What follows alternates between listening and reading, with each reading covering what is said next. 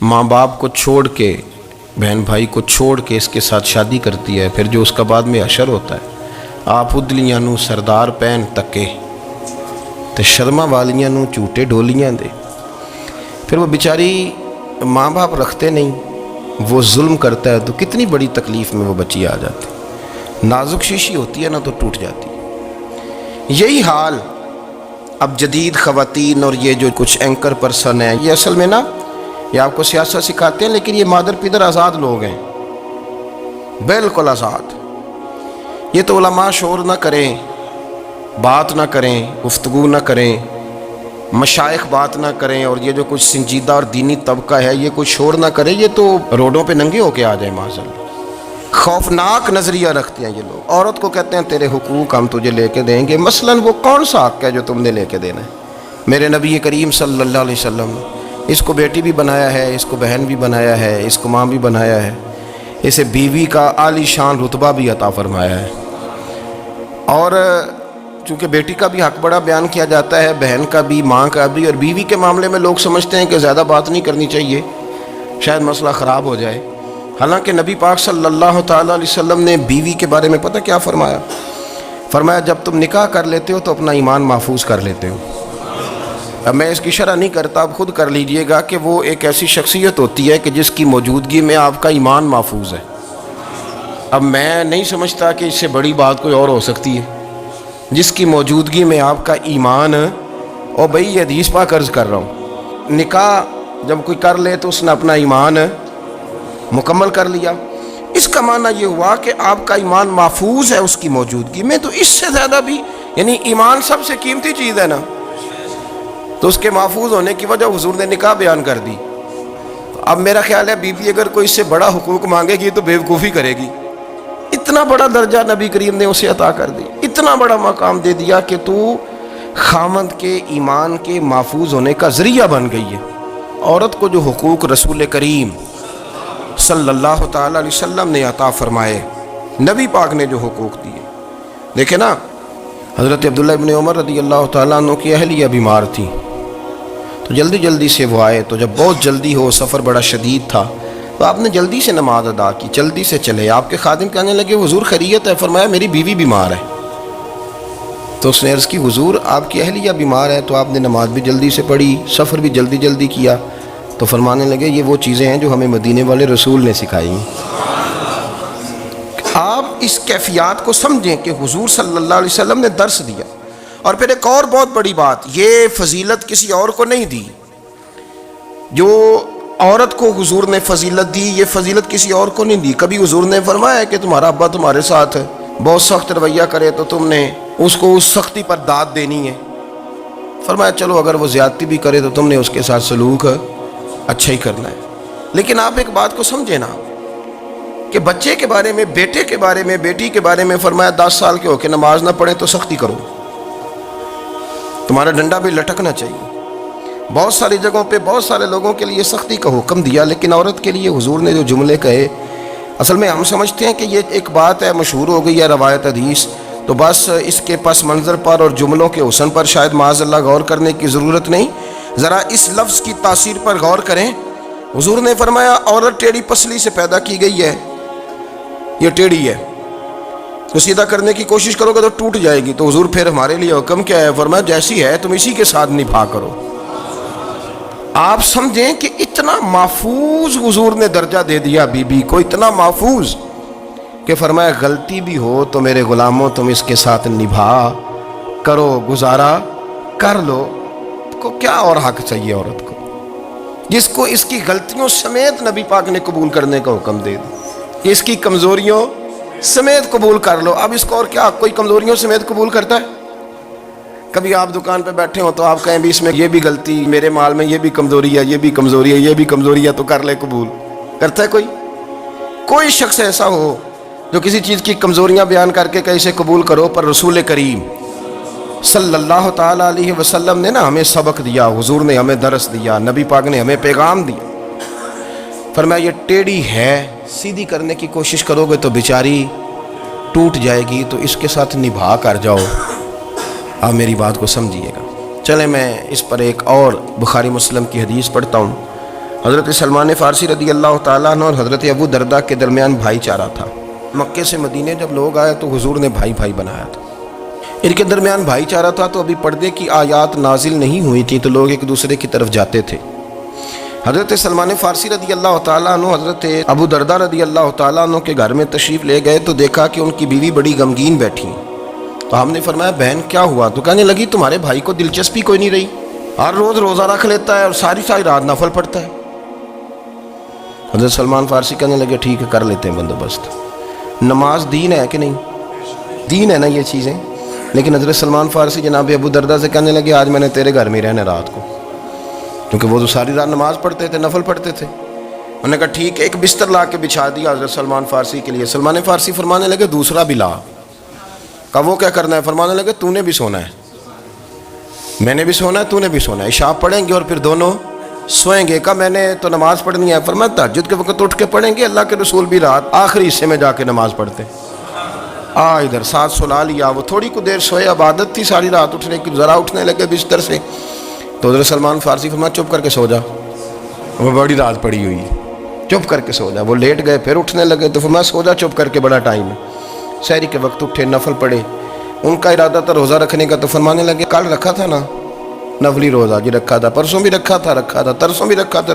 فرمایا آج نہیں رکھنا, آج میں تیرا مہمان ہوں, سارا دن کٹھے مل کے روٹیاں کھائیں گے, آج نہیں روزہ رکھنا. سلا دیا. اب حضرت ابو دردہ رضی اللہ تعالیٰ عنہ کہہ تو کچھ نہ سکے, پر کہنے لگے سلمان تم پتہ تم کیا کر رہے ہو, نہ تم نے مجھے رات اٹھ کے زیادہ نفل پڑھنے دیے, سویرے روزہ نہیں رکھنے دیا. تو حضرت سلمان فارسی کہنے لگے کوئی لمبی بات تو نہیں نا, چلتے ہیں نا ابھی فجر میں مسجد نبی میں, تو نبی پاک کو بتاتے ہیں. سرکار دو عالم علیہ السلام کی خدمت میں تو اپنی بات کرنا, میں اپنی کروں گا. حضور نتیجے کا اعلان فرما دیں گے, بات طے ہو جائے گی. حاضر خدمت ہوئے, عرض کی یا رسول اللہ صلی اللہ تعالیٰ علیہ وسلم یہ ساری رات نفل پڑھتے ہیں, ہر روز روزہ رکھتے ہیں, ان کی اہلیہ غمگین بیٹھی ہیں, حکم فرمائیں. تو نبی پاک صلی اللہ علیہ وسلم نے فرمایا پھر ہوا کیا؟ یا رسول اللہ میں نے رات سلایا ہے, سحری میں اٹھایا ہے, سویرے روزہ نہیں رکھنے دیا. نبی پاک نے فرمایا سلمان فارسی نے ٹھیک کیا, سلمان فارسی نے ٹھیک کیا. پھر حضور نے فرمایا, نبی کریم نے فرمایا ابو دردہ تیرے اوپر اگر اللہ کا حق ہے, اس کے رسول کا حق ہے, دین کا حق ہے, تو فرمایا تیری آنکھ کا بھی تیرے اوپر حق ہے, تیرے وجود کا بھی تیرے اوپر حق ہے. یہ حضور نے فرمایا تیرے بچوں کا بھی تیرے اوپر حق ہے, تیری بیوی کا بھی تیرے اوپر حق. اس حق کو بھی سمجھے, حقوق اللہ بھی ہیں, پر تیری آنکھ کا بھی تیرے اوپر. کیا مانا کہ تیری آنکھ سونا چاہتی ہے تو اسے سلا بھی, تیرے وجود کا بھی تیرے اوپر حق ہے. تو تیرا وجود آرام کرنا چاہتا ہے تو اسے آرام بھی کرا. اور پھر وہاں نبی پاک صلی اللہ علیہ وسلم نے فرمایا میں تم سب, سننا یہ لفظ حدیث کے, حضور نے اسی موقع پر فرمایا میں تم سب سے زیادہ اپنے رب کو جانتا ہوں اور میں تم سب سے بڑھ کر اپنے رب سے ڈرتا ہوں. حضور فرمانے لگے میں روزہ بھی رکھتا ہوں, افطار بھی کرتا ہوں, یعنی کبھی رکھتا ہوں اور کبھی نہیں رکھتا. فرمایا میں نفل بھی پڑھتا ہوں اور اپنی بیویوں کو وقت بھی دیتا ہوں. سرکار مسجد میں بھی آتے تھے, نواسوں کے ساتھ کھیلا بھی کرتے, ان کے ساتھ پیار بھی کرتے. تو اتنے بڑے حقوق حضور نے بیان فرمائے عورتوں کے کہ تمہاری بیوی کا بھی تمہارے اوپر. لو ایک حدیث بخاری کی اور یہاں بیان کر دیتا ہوں. ایک شخص نے آ کے عرض کی یا رسول اللہ صلی اللہ تعالیٰ علیہ وسلم جہاد کے لیے تیاری ہو گئی ہے, صفیں بن رہی ہیں, مجاہدین کی تیاری ہے, تو میرا بھی نام لکھ دیا گیا ہے مجاہدوں کی لسٹ میں, لیکن یا رسول اللہ صلی اللہ تعالیٰ علیہ وسلم میری بیوی نے حج کی تیاری کر لی ہے اور میرے دوستوں نے, صحابہ نے میرا نام مجاہدین کی لسٹ میں لکھ دیا, تو میرے لیے کیا حکم ہے؟ یہ بخاری مسلم ہے. تو نبی پاک صلی اللہ تعالیٰ علیہ وسلم نے فرمایا جہاد پہ کوئی اور چلا جائے گا تو بیوی کے ساتھ حج کرنے جا, اسے محرم کی ضرورت ہے, وہ تیرے بغیر کیسے جائے گی؟ مجاہدین کو تو اور مجاہد مل جائے گا, پر تو اپنی بیوی کے ساتھ جانا. نبی پاک صلی اللہ علیہ وسلم نے مرد کو محافظ بنایا ہے, عورت کو مرد کا قیدی نہیں بنایا, بلکہ عورت کو حفاظت عطا کی اور مرد کو اس کا محافظ بنایا. اب بچیاں آزاد ہونا چاہتی ہیں, اور آزادی بھی وہ والی کہ جو بنیادی طور پر آزادی نہیں, فحاشی ہے. میں نے بہت پہلے کہا ہے کہ اسلام بیٹیوں کو قیمتی سمجھتا ہے. جس بندے کے پاس 20 تولے سونا ہو وہ چوک میں لے کے نہیں آتا, وہ قیمتی چیز ہے, اس نے چھپا کے رکھی ہوتی ہے. تو جو نبی پاک صلی اللہ علیہ وسلم کا کلمہ پڑھنے والے بیویاں, اسلام انہیں قیمتی سمجھتا ہے, کہتا ہے کہ تم قیمتی ہو لہذا گھر کے اندر رہو, تم باہر نہ ہو.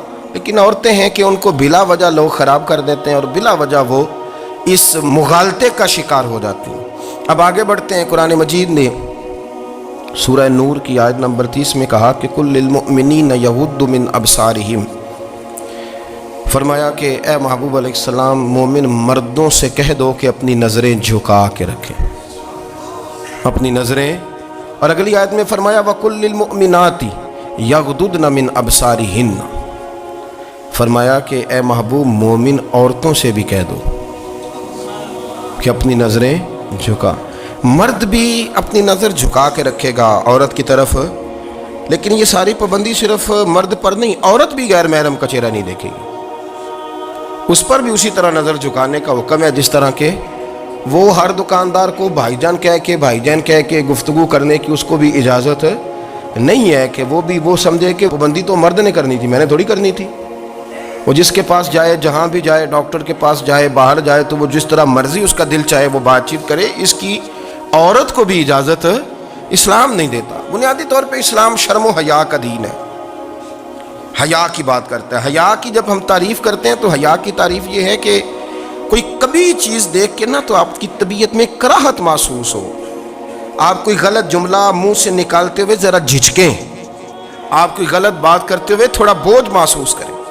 ہمارے ہاں تیزی سے فروغ پایا ہے بے حیائی نے، سنگیوں کی محفلیں، یاروں کی محفلیں، اس میں غلیظ گفتگو ہوتی ہے، الا ماشاء اللہ۔ جن دوستوں کو بڑی پاک صاف گفتگو کرنی چاہیے، دوستی کا رشتہ بڑا مقدس رشتہ ہے، جو یہاں ایک دوسرے سے پیار کریں گے جنت میں بھی اکٹھے داخل کیے جائیں گے۔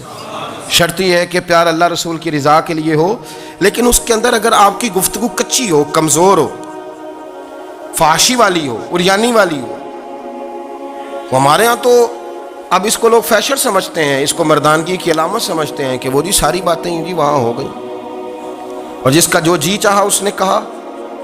آپ جب حیا کے دائرے میں ہوتے ہیں تو آپ خود بھی سکون محسوس کرتے ہیں۔ دیکھیں نا، آپ کو نیند سکون سے کہاں آتی ہے؟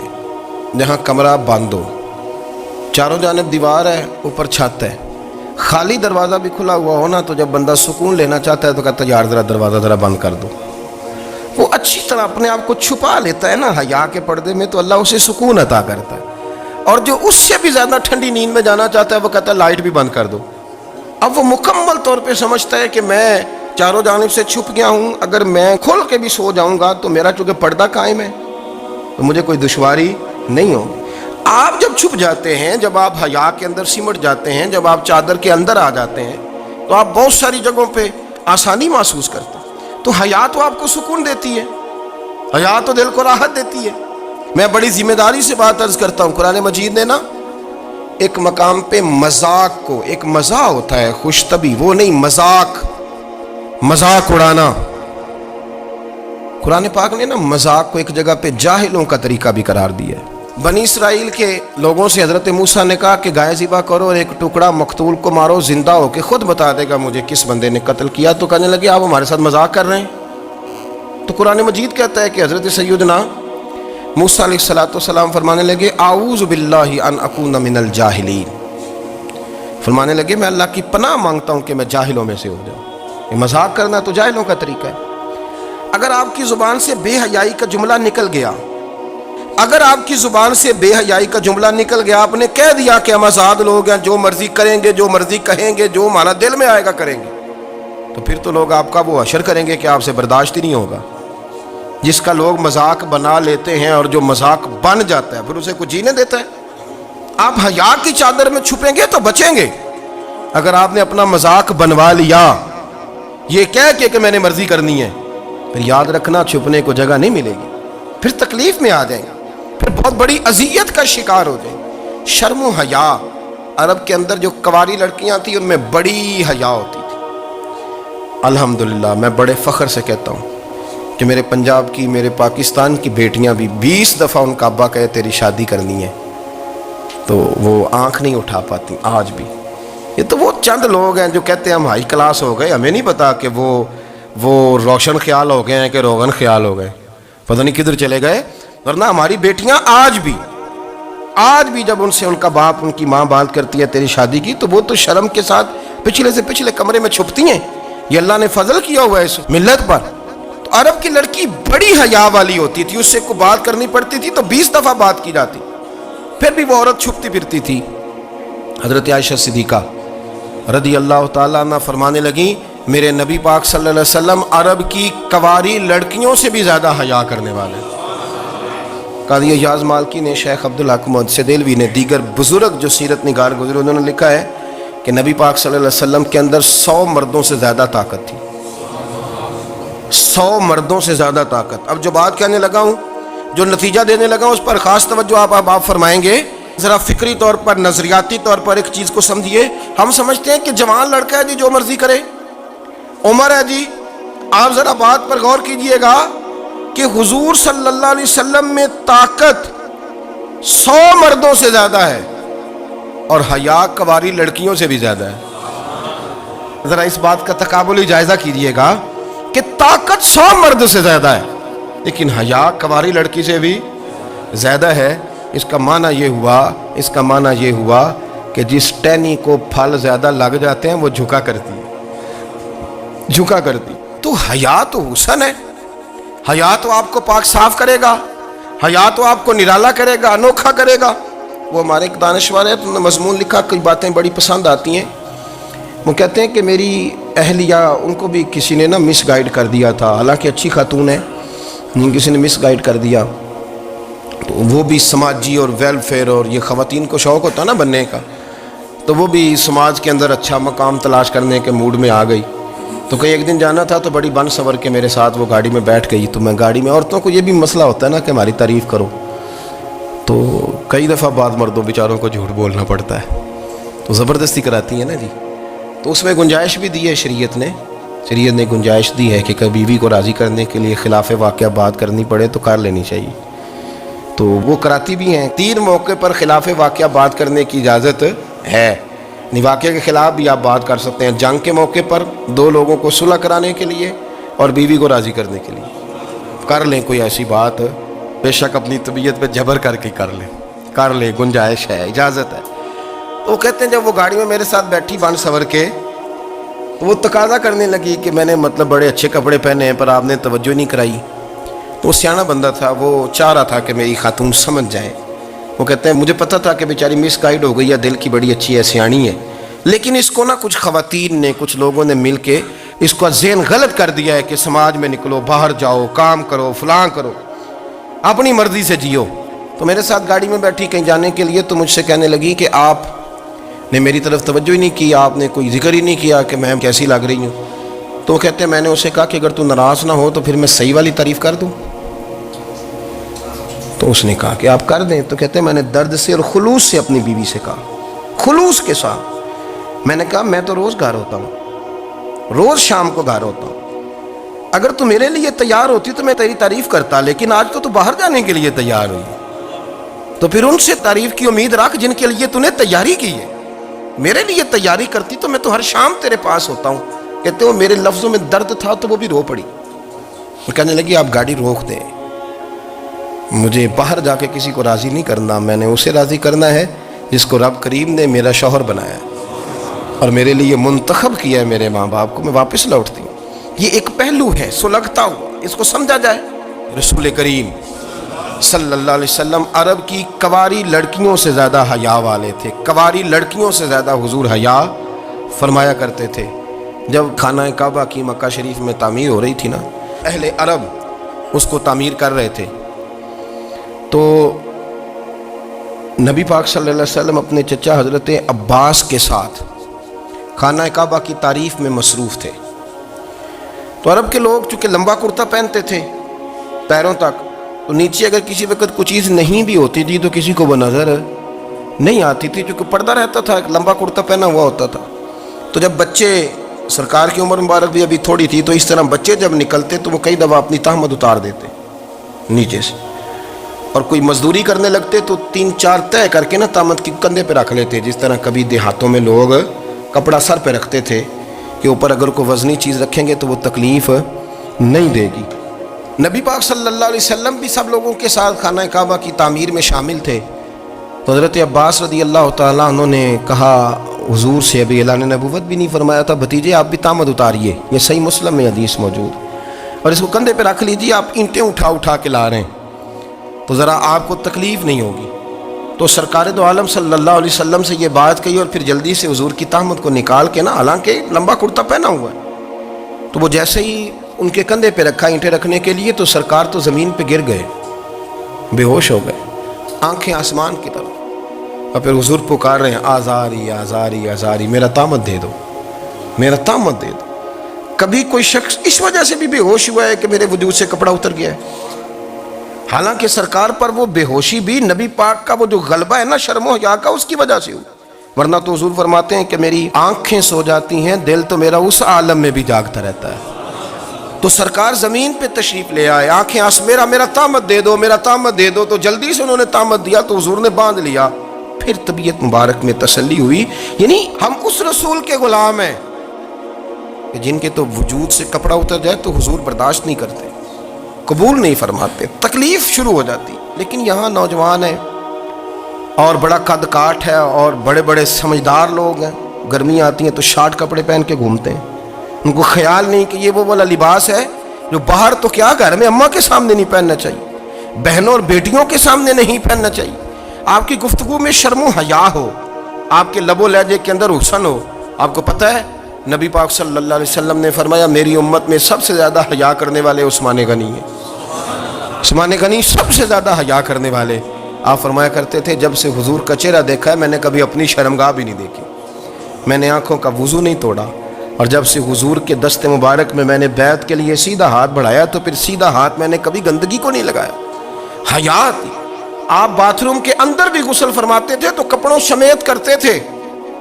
کسی نے کہا حضرت جی واش روم کے اندر کیوں نہیں کپڑے اتارتے؟ آپ فرمانے لگے باہر بندوں سے حیا کرتا ہوں، اندر جاتا ہوں تو رب سے حیا آنی شروع ہو جاتی، وہ تو دیکھ رہا ہے نا۔ تو میں جو بات آپ کی خدمت میں عرض کرنا چاہتا ہوں اس کو آپ سمجھیے گا میرے عزیز، کہ شرم والا مزاج، گفتگو بھی شرم والی، آنکھیں بھی شرم والی، لباس بھی شرم والا، دوستی یاری بھی شرم والی، بہت ساری ایسی باتیں۔ دیکھیں نا آپ ذرا، میں نے کہا کہ باتوں کو سن کے گزر نہ جایا کریں، اس کی گہرائی پر غور کریں۔ حضور علم کا سمندر ہے، سرکار سے زیادہ علم دنیا میں کسی کے پاس موجود نہیں ہے، اور صحابہ کو موقع ملا ہوا ہے اس سمندر سے فیض لینے کا، لیکن ان کی حالت یہ ہے کہ حضرت علی المرتضیٰ فرماتے ہیں 14 دن گزر جاتے، حضور سے کوئی سوال پوچھنا ہوتا تھا پر میں شرم کے مارے نہیں پوچھ پاتا تھا۔ 14 دن بخاری شریف میں موجود ہے۔ ایک دن نبی پاک صلی اللہ علیہ وسلم نے پوچھا صحابہ سے کہ وہ کون سا درخت ہے جس کے پتے نہیں گرتے، اور وہ درخت اس طرح ہے جس طرح مومن ہوتا ہے، وہ درخت میرے مومن کی طرح بتاؤ۔ حضرت عبداللہ ابن عمر فرماتے ہیں مجھے پتا تھا کہ وہ کھجور کا درخت ہے، لیکن چونکہ ابو بکر صدیق بھی بیٹھے ہیں، عمر فاروق بھی بیٹھے ہیں، مولا علی بھی بیٹھے ہیں، عثمان غنی بھی بیٹھے ہیں، اتنے جید لوگ بیٹھے ہیں، تو مجھے حیا آتی تھی کہ میں کیوں جواب دوں۔ کہتے ہیں سرکار نے کئی دفعہ پوچھا، لوگوں نے کئی اور درخت بتائے، پر فرمایا تمہارا جواب درست نہیں ہے۔ آپ حیا کے اس پہلو پر غور کریں کہ سوال کا جواب آتا ہے، سوال کا جواب، یعنی مجھے سوال کا جواب آتا اور پھر میں دوں نہ، مجھے بدعزمی نہ ہو جائے گی؟ یہ کیسے ممکن ہے کہ میری رات گزر جائے، مجھے پتا بھی تھا اور میں نے بتایا نہیں؟ بہت سارے لوگ آ کے بہت ساری باتیں بتاتے ہیں، بہت ساری باتیں وہ سمجھاتے ہیں، تو ہم غور سے ان کا چہرہ دیکھنے لگ جاتے ہیں، کہتے ہیں یار اس کا تو دعویٰ تھا کہ میں سمجھنے آتا ہوں، تو یہ تو ہمیں سمجھا رہا ہے، چلو الحمدللہ ہم سمجھنے کو تیار ہیں۔ لیکن میرے عزیز پتہ بھی ہے جواب کا، علم بھی ہے، لیکن فرماتے ہیں میری حیا نے مجھے اجازت نہ دی کہ میں جواب دوں۔ آپ فرماتے ہیں پھر حضور سے صحابہ نے عرض کی کہ یا رسول اللہ آپ ہی بتا دیں وہ درخت کون سا ہے، تو حضور نے فرمایا بھائی وہ کھجور کا درخت ہے۔ تو آپ فرماتے ہیں میں دل میں کہہ رہا تھا کہ الحمدللہ میرا جواب درست ہے، حالانکہ میں نے جواب دیا ہی نہیں۔ تو لفظوں میں حیا، جملوں میں حیا، آنکھوں میں حیا، اٹھنے میں حیا، بیٹھنے میں حیا، چلنے میں حیا ایک خوبصورت حسن ہے، اور نبی پاک صلی اللہ علیہ وسلم نے فرمایا جب تو بے حیا ہو جائے نا پھر تو آزاد ہے، پھر تو جو مرضی کا، پھر تو جو، اس لیے بزرگ جب کسی کو بے حیا کہتے تھے نا، اللہ اکبر، اور جب کسی کو کہتے تھے نا یہ بے حیا ہے تو لوگ سمجھتے تھے کہ کوئی ہلکی سی بات کر دی ہے، لیکن ان کا معنی یہ ہوتا تھا کہ بس بھائی اب اس کے ساتھ کوئی کلام کرنے کی ضرورت ہے، اس کو اب اصلاح کی ضرورت نہیں، یہ بے حیا ہے۔ کیا معنی؟ کہ اب یہ جو اس کے دل میں آئے گا وہ کرے گا، جو اس کی طبیعت چاہے گی وہ کرے گا۔ اب یہ کسی پہلو بھی قابو آنے کو تیار بے حیا ہو گیا۔ بے حیائی بہت بڑا عیب ہے۔ اور جو لوگ کہتے ہیں کہ ہمیں بالکل آزادی ہونی چاہیے، ہمارا اپنا جسم ہے تو ہماری اپنی مرضی چلے گی۔ ایک وزیر صاحب ہیں، پتہ نہیں میں ان کو جانتا تو نہیں، انہوں نے سینٹ میں تقریر کی ہے، میں نے ان کی بات سنی ہے۔ اس نے کہا نہیں بھائی، جسم رب کا ہے تو مرضی بھی تو رب کریم کی چلے گی، اور مرضی بھی اللہ کی۔ یہ مجھے تھوڑا سا مسئلہ ہے جسم پر، کبھی کبھی مجھے کثرت سفر سے الرجی ہو جاتی ہے۔ میرے ساتھ لوگ نا دل سے پیار کرتے ہیں، شاید ہی کوئی اچھا ڈاکٹر ہو جس تک میرے سنگی مجھے لے کے نہ گئے ہو، پر جسم اللہ کا ہے نا، مرضی بھی جب وہ چاہے گا صحت دے گا۔ کیوں کچے کاموں میں لوگ پڑ گئے، کیوں غلط لوگ سوچ میں پڑ جاتے ہیں؟ یہ اسی کا ہے، اور جب وہ چاہے گا، آپ اس بات کو اچھے طریقے سے سمجھ لیں کہ جو اپنی مرضی چوکوں چوراہوں میں کر رہے ہوتے ہیں نا، جو مرضی گاندمند، وہ جانور ہوتے ہیں، وہ جانور ہوتے ہیں جو نہ چونک دیکھتے ہیں نہ گلی دیکھتے ہیں، نہ انہیں پتہ ہوتا ہے کہ جگہ کون سی ہے۔ وہ انسان، میں نے کہہ دیا جو میں نے کہنا تھا، میں نے کہہ دیا، وہ جانور ہوتے ہیں۔ اور جو کچھ انسان ہوتے ہیں نا، ان کے اندر کچھ نہ کچھ پھر شرم حیا بھی ہوتی ہے۔ وہ چوکوں چوراہوں میں وہ حرکتیں اور وہ کام نہیں کرتے جو جانور کرتے ہیں۔ ان کے لیے بڑے پردے ہوتے ہیں، ان کے لیے بڑی باتیں ہوتی ہیں، ان کے لیے بڑا کچھ ہوتا ہے۔ جو بالکل آزاد ہو جائے، کوئی پتہ نہ ہو کس وقت کیا کہنا ہے کیا کرنا ہے، تو پھر وہ دائرہ انسانیت سے خارج ہو جاتا ہے۔ ہم آپ کو کیا دعوت دیں؟ آپ تو وہ باتیں کر رہے ہیں جو اسلام کا انسانیت کے حق میں بھی ٹھیک نہیں۔ آپ تو وہ والی باتیں کر رہے ہیں جن کا انسانیت بھی تقاضا نہیں کرتی کہ یہ باتیں ہونی چاہیے۔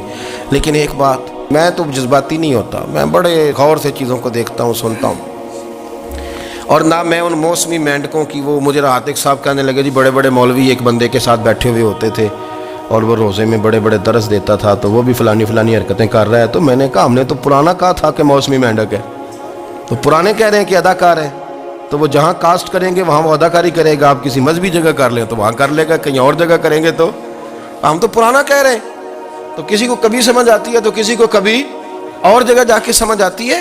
ہم ان لوگوں سے پریشان نہیں ہوتے، کیوں؟